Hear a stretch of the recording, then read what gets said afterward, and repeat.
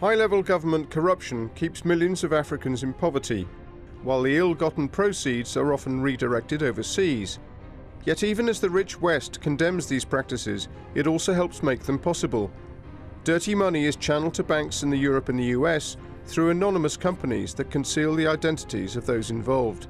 So who helps facilitate this murky international trade? We asked 2 African journalists to find out.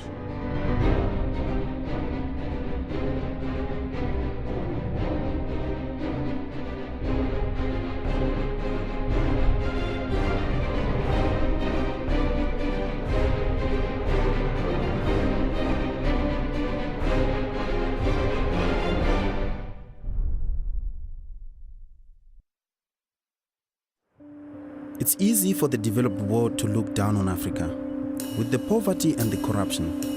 And it's right, corruption does make us poor. But without the developed world, the big corruption couldn't happen. These rich countries promise Africa $50 billion every year in foreign aid. Yet my continent loses an estimated $148 billion every year to corruption. And it's these same rich countries that supply the getaway vehicle. Most of the stolen money ends up in bank accounts in some of the richest countries in the world. My name is Stanley Kwenda. I'm a journalist here in Zimbabwe, and I want to find out why the developed world makes it so easy for corrupt African leaders to steal from their own people. I'm on my way to the east of the country, where 6 years ago, huge reserves of diamonds were discovered. These diamonds gave the people of Zimbabwe a brief glimmer of hope, but from the very beginning, it's been the same old story. Allegations of corruption have dominated talk about the diamond sector. Behind me are the Marange diamond fields. Every one of us here hopes to benefit from the diamond mining that is happening just down there. We hope they were going to transform our lives. But with allegations of corruption flying around, that hope seems to be fading so fast.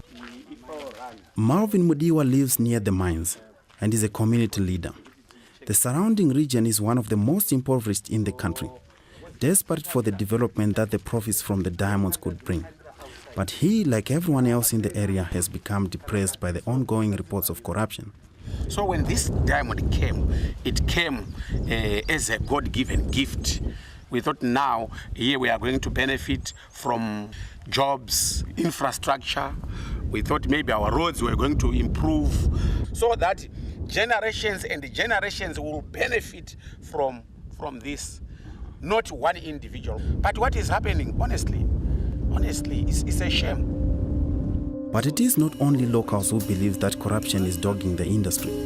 Since the formation of the coalition governments at the last election in 2008, control of the government ministries was divided between President Robert Mugabe's ZANU-PF party and the former opposition party, the Movement for Democratic Change. While Mugabe made sure that he continued to control the mines, he was forced to relinquish control of the Ministry of Finance. Now, tensions between the two ministries are reaching boiling point. And according to the Zimbabwean Minister of Mines, at the current production level capacity, these fields have got the ability to generate $2 billion every year for the country's struggling economy. But the Minister of Finance, Tendai Biti, says much of the money coming out of these fields is finding its way into the pockets of individuals. No longer with direct access to the country's treasury, local and international NGOs fear that Mugabe is using the diamond money to maintain his grip on power. Back in Harare, I asked the minister what evidence he had to prove the money was being stolen. Well, the only evidence I have is that we're not getting the money. We have got evidence of the quantities that are being mined, the quantities that are being exported, but nothing is coming to the fiscus. I asked the minister where he thought the money was going. I don't know where it's going. All I know is that it's not coming to treasury. So that's a self-evident question. It's not coming to us. That means someone is getting it. And that person who is not getting it is not getting it legal. Therefore, he's a thief. Therefore, she's a thief. Unfortunately, this kind of situation is nothing new. All across Africa, we've seen high-level corruption robbing the continent of its wealth. Here in Nigeria, former President Sani Abacha stashed $500 million in Swiss bank accounts. In the Democratic Republic of Congo, former President Mobutu Sese Seko had a fortune of between $1 billion and $5 billion. And here in Kenya, Former President Arap Moi is believed to have channeled money from government coffers into bank accounts belonging to his family members. The list goes on and on. Corruption in Africa is rightly condemned by observers in the West. But where does most of this corrupt money end up? It ends up in the West. And how does the money get there? Last year, a major report by the World Bank into global corruption found that in almost every case they studied, the corrupt individuals were forming shell companies to disguise the movement of stolen money as legitimate business transactions. One reason why this has become such a big problem is because many company formation agents, otherwise known as corporate service providers, base themselves in offshore financial centers where secrecy laws allow people to form companies but keep their own identities hidden. These people can then open bank accounts using the company's name, meaning their own names don't appear in either the transaction or on the company records. This makes it very difficult for investigators to see when these companies are being used for corruption. Amazingly, all this is perfectly legal, but what we will show is that many of these corporate service providers are also failing to comply with local and international anti-money laundering rules, making it even easier for corrupt officials to steal money. I asked the Minister of Finance if he had considered investigating the involvement of these offshore secrecy jurisdictions in the diamond corruption he alleges. We are not a sophisticated government, so to then trace offshore accounts and simulated shelf companies, that's beyond us. That's beyond us. It may be beyond my government to follow hidden money trails to offshore tax havens, but that doesn't stop us from doing our own investigation.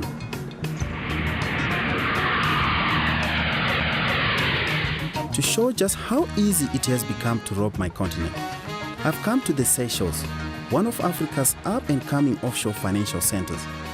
Despite its reputation as a classic tax haven, the Seychelles government has been very active in improving its anti-money laundering regulations. But as we will show, even that doesn't make it difficult to abuse the system. This is the plan. I'll be posing as George Kwenda, a corrupt official from Zimbabwe who is looking to form an anonymous shell company to help launder millions of dollars of his dirty money. I've recruited my colleague, the Ghanaian journalist Anas Armeo Anas, who will be posing as Prince Asamoah, my lawyer. As an undercover specialist, Anas never reveals his face to the media. He has already been here for one day, making inquiries with different corporate service providers and setting the scene for my arrival. He has told them that he has a rich client from Zimbabwe who wants to form an offshore company, and that this client made his money brokering deals between the Zimbabwean government and various diamond mining companies. These details in themselves should raise serious suspicions. But on top of that, Anas has told them that his client wants to remain anonymous and doesn't want to submit any ID documentation when opening the company. This would be illegal. Secrecy laws here allow company ownership information to be kept hidden, but it must still be recorded in case of a criminal investigation. Let's see how Anas got on in the meetings. So tell me, how has it been going so far? Well, it's been quite interesting since I came.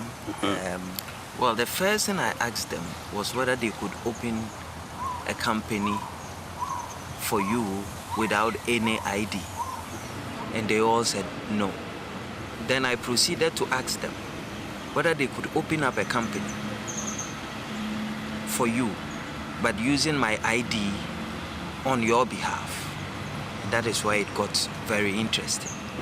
Some of the companies said yes, they could do that. Back at our accommodation, Anas showed me local laws to explain exactly why this is illegal. They state that corporate service providers must not knowingly conceal the real owners of the companies they create, which is exactly what they are doing by accepting Anas's documentation, even though they know I will be the one actually controlling the company, what is known as the beneficial owner. But in this case, they are willing to actually use my documentation to open your company when they know definitely that that is not permitted by the law. If I really was a corrupt African official, this is all very good news so far. In less than a day, ANAS has found a number of corporate service providers that have expressed a willingness to turn a blind eye to the law. And this is all despite our best efforts to flag up the dubious nature of my character. The next step is for me to meet these corporate service providers face to face and to make absolutely sure that my name will not be identified anywhere in the paperwork. I want to make sure that my tracks are well and truly covered. It's time for ANAS to give me some training on how to use the secret cameras. Listen to the instructions carefully. The kind of shots we need must be very steady. Fixing it, always the camera must look straight. It must face down. You have to know that as we enter the place, we cannot determine which position they are going to set originally. So I'm going to pretend that we are now in the office. Okay, you are welcome, Mr. George. I believe that we would have filmed something. Let's take a laptop and check what we have filmed. The only thing you didn't do is just to focus on me. Okay. You understand? You've done well. You've done very well. So I think we should be ready to go now. Yeah.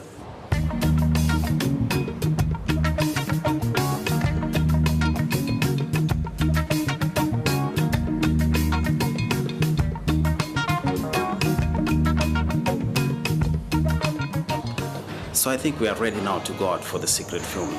I've done this sort of thing before, but it's amazing just how the adrenaline gets over you as you prepare for these kinds of missions. But we are now ready for action, and the car is waiting for us outside, and I'm going out now.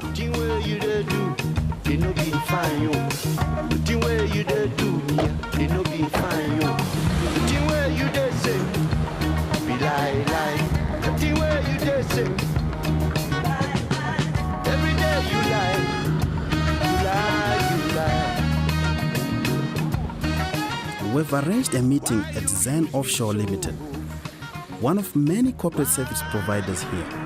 On arrival, we were met by Stephen Anglin, the client services manager, and Yuri Sfiko, the man ANAS met in his first meeting. ANAS repeated his intention to open the company on my behalf, so that I would have no documented connection to the company whatsoever, something which would be against the law.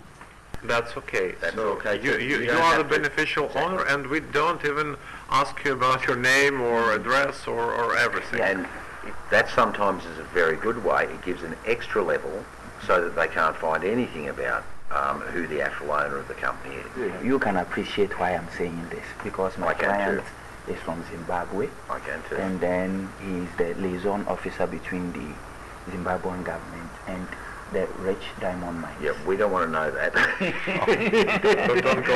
I mean, that's the sorts of things that we can't have knowledge. If we have knowledge of that, we have to put it forward. So I haven't heard a word you've said in the last couple of minutes. Okay. I was shocked to see how open they were to flouting the law.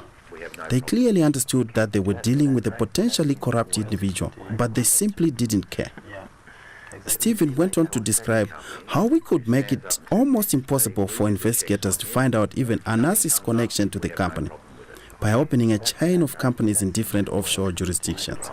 You can put a company inside a company inside a company if you wanted to. You buy this company, Current International Consulting. You may register another company in Dominica, say. You put the Or buy shareholder this company of this company as the Dominican company. Then you buy a Bailey's company, you put the shareholder of the Dominican company as the Bailey's company. So you can actually fit a structure so that it takes them, first they've got to go to Dominican, then they've got to go to Bailey's, then they've got to come to Seychelles, then and it's just impossible. No one is going to try and chase that sort of information. So it's We can have layers of about 10. You can have layers of any amount. Any amount that you want, you can layer. It just depends on what you want to do, and this is something that the head office company does a lot of. They do really complex structures. Now, I don't know if you want to go into that depth, but there's certainly a possibility and plenty of range to do that sort of thing. This kind of layering is one of the key tactics used by people who want to launder stolen money. And I couldn't believe these agents were happy to discuss it like this. But what they were saying also made me feel like the whole offshore financial system is basically designed to help people evade the law. And it's not just corrupt African politicians abusing this system. It's tax dodgers, drug runners, terrorists, and all kinds of criminals that want to keep their identities hidden. What I can't understand is why the West, with all its power, is allowing such a distorted system to exist. So it looks like I'll have no problem laundering my millions of dollars with the help of this corporate service provider. After buying the company, all we will need to do is open a bank account, which Anas could do using the company's name. If any investigator came snooping, my name would be nowhere to be seen. I am totally disgusted about this. For me, it tells you the scope of the fraud that is being perpetrated, that people can just run away, come and find people like this. And it's on the international scale, and nobody is doing anything about it. I find it very, very shocking. The whole experience had left me feeling shell-shocked. It's depressing to think how easy these corrupt leaders have had it all these years.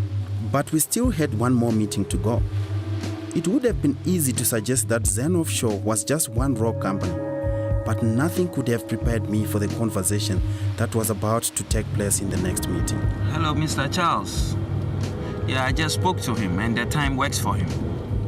Our meeting was with Charles Lucas, the director of another corporate service provider called Premier Offshore Limited. Once again, Anas explained my desire to have no recorded connection to the company that he would like to open on my behalf. George, Prince, this can be done. We can register an offshore company. You can open your bank account. I can assist you with that. And George will not appear on it at all.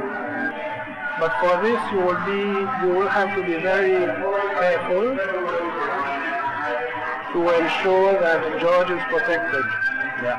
So he must never be known or seen. Once again, we had found a corporate service provider that seems happy to break the law.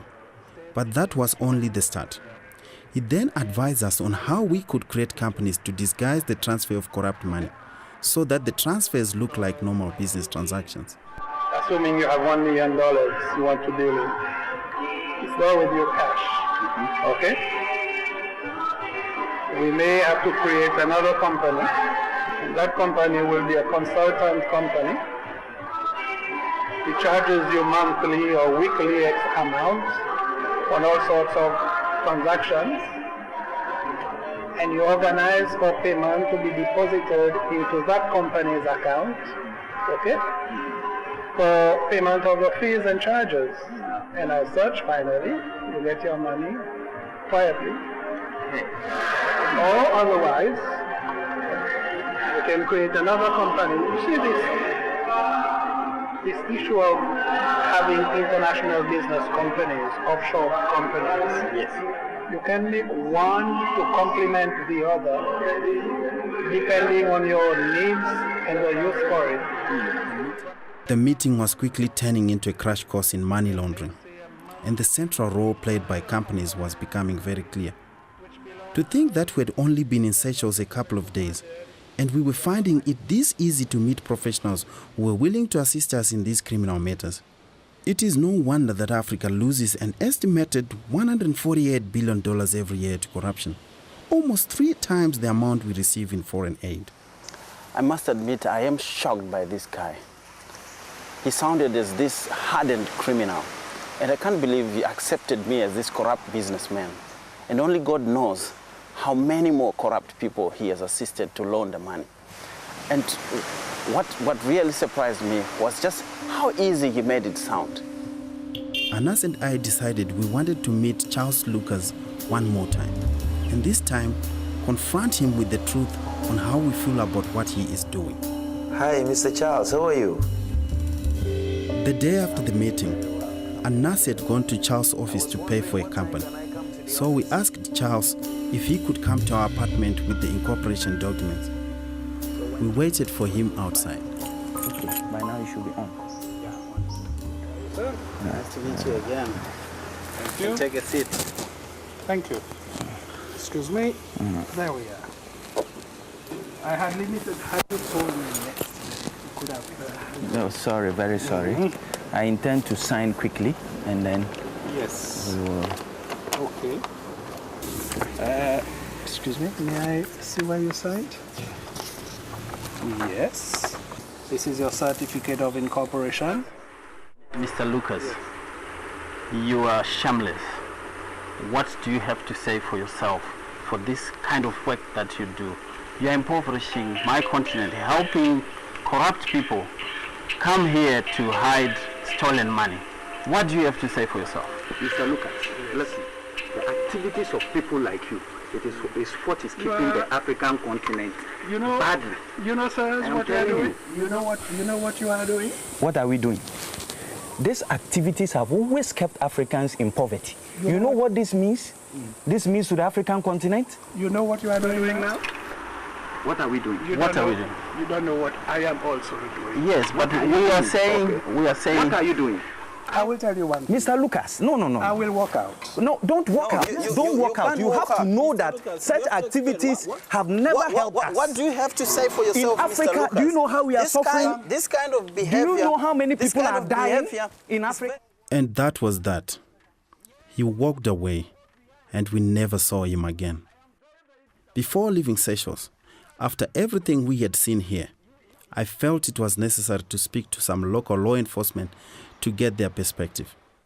I spoke to the director of the Seychelles Financial Intelligence Unit, Declan Barber. He was brought in by the government to help develop the country's defenses against financial crime. Well, it doesn't entirely surprise me, Stanley, that there's a minority within the offshore industry here that would facilitate that type of approach and that type of activity. But this small number of people will bring, you know, they are a disproportionate risk to the reputation of a country that is doing its very best in the face of constant challenges from this minority in relation to you know, using the jurisdiction for, you know, criminally supportive activities. But you know, it's not as if, for example, Europe or the United States can hold up a clear white sheet on issues like this. There are malpractices everywhere. Like in the vast majority of cases where we would be tracking tainted assets, the financial flows, they don't end in Seychelles. Much of the time they move to respectable jurisdictions, if you wish. Hong Kong, to the UK, to the US. So this is a global issue. It's not a regional issue, and it's certainly not a Seychelles issue. Here in the Seychelles, I've shown how easy it is to employ the corporate services sector to help hide corrupt money trails. But as Declan said, money laundering is a global issue, and these corporate services can also be found in major financial centers across the world, centers like London. In fact, recent studies have shown that corporate service providers operating in developed nations are the least compliant with international anti-money laundering standards that ask for customer identities to be properly verified. We actually put this to the test and sent emails to a number of corporate service providers in the UK and the US. And we found that a good number of them were willing to form companies without asking for any ID documents. In fact, in most states in the US, there's no legal requirement whatsoever for corporate service providers to collect this information. But countries like the UK and America are also claiming to lead the fight against money laundering. So surely, it shouldn't be so easy to create anonymous entities that make that criminality easy. In most parts of Africa, it's hard to avoid corruption, and we are sick of it. Our money, the money we need to invest in all our futures, is being stolen and hidden overseas. What we need is corporate and financial transparency. Instead, we have corporate service providers that are happy to do business with absolutely anyone and everyone, weakly enforced regulations, and an international system that tolerates the use and abuse of secrecy to our cost.